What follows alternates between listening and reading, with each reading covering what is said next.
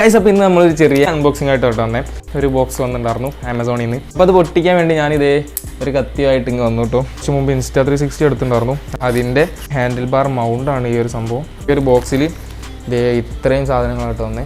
അതിൻ്റെ ടോപ്പ് വരുന്ന പോർഷന്, താഴെ വരുന്ന പോർഷന്, ഇത് മിഡിൽ വരുന്ന ആ ഒരു പോർഷന്, അങ്ങനെ ഒരു 3 പീസായിട്ടാട്ടോ വരുന്നത്. ഈ ഒരു നെട്ട് ടൈറ്റ് നെട്ടാട്ടോ വരുന്നത്. ഒരിക്കലും അഴിഞ്ഞു പോകത്തില്ല.